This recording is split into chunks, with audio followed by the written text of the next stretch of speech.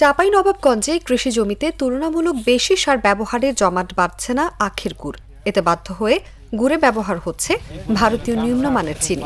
গুড় জমে এই জন্য যে আপনার গুড়ের দানা হচ্ছে না, আর জমিতে সার বেশি প্রয়োগ করার জন্য আপনার ওই দানাটা কম হচ্ছে।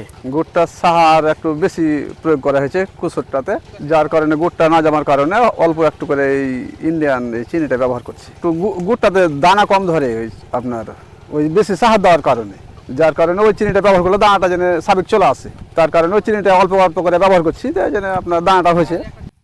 এসব গুড় জেলার চাহিদা মিটিয়ে সরবরাহ হচ্ছে দেশের বিভিন্ন স্থানে। চিনি মিশ্রিত এসব গুড় দেদারসে বিক্রি হচ্ছে হাট বাজারেও। বিশেষ করে রমজানে গুড়ের চাহিদা বাড়ায় বেড়েছে ভেজাল গুড়ের উৎপাদনও। জেলায় সবচেয়ে বেশি আখ উৎপাদন হয় শিবগঞ্জ উপজেলার পুটিমারি বিল, নাককাটিতলা ও ধাইনগর এলাকায়। এখন ধরেন যে জমিতে 10 কেজি করে সাহার দেওয়া যাচ্ছে। আগে ধরেন যে গোবর সাহার দিত, এমনি হয়তো ডিএপি পটাশ এগুলো কম অল্প দিত। এখন মনে করলেন যে কাঠাতে লাগবে 2 সের, দেওয়া যায় 10 কেজি। ওই কারণে গুড়টা জমছে না। লাগবে 5 সের সাহার দিকে, 10 সের, 12 সের, 15 সের কাঠাতে সাহার দিকে। কি করে কুসুরের গুড় হয়? রসুন ফসল হয়েছে কিন্তু কুসুরের গুড় জমছে না, এই তো হয়ে গেছে ব্যারাম। এসব এলাকায় সরেজমিনে পরিদর্শন করে দেখা যায় শত শত বিঘা আখ চাষ হলেও নেই মিলের ব্যবস্থা। তাই শতভাগ গুড় প্রস্তুত করেন চাষিরা নিজেই। কিন্তু কয়েক বছর ধরে অতিরিক্ত সার প্রয়োগের কারণে এসব আখের রসে জমছে না গুড়। তাই ভারতীয় নিম্নমানের চিনির সঙ্গে আখের রস মিশিয়ে তৈরি হচ্ছে ভেজাল গুড়, যা দেদারসে বিক্রি হচ্ছে হাট বাজারে।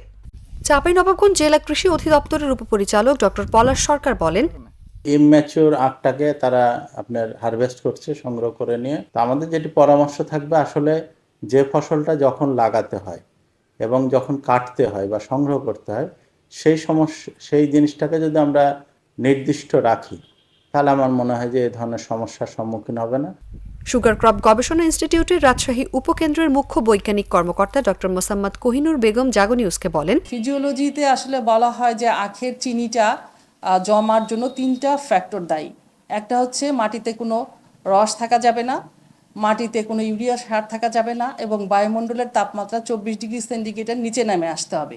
তো এইরকম একটা 3টা ফ্যাক্টর বাংলাদেশে সাধারণত নভেম্বরের 15 তারিখের পর থেকে ফেব্রুয়ারির 15 পর্যন্ত বিরাজ করে। কারণ এরকম তাপমাত্রায় আমরা জানি সুক্রোজটা ভেঙে গিয়ে গ্লুকোজ এবং ফ্রুক্টোজে রূপান্তরিত হয়ে যায়, যেটা রিডিউসিং সুগার বা মোলাসেস নামে পরিচিত। আর এই সময় যদি আমরা গুড় বানাই, গুড়টা সাধারণত ঝোলা হবে। এতে দুশ্চিন্তাগ্রস্ত হওয়ার কোনো কারণ নাই। চাঁপাইনবাবগঞ্জের চাষিরা আমরা লক্ষ্য করেছি যে ইন্ডিয়া থেকে গোখাদ্য হিসেবে আমদানিকৃত যে নিম্নমানের চিনি, সেটা এই গুড়ে ব্যবহার করে তারা গুড়টাকে জমাচ্ছে। একনল হ্যান্ড ওয়াশ 100% প্যারাবেন ফ্রি, তাই নিরাপদ হাতের জন্য আস্থা রাখুন একনলে।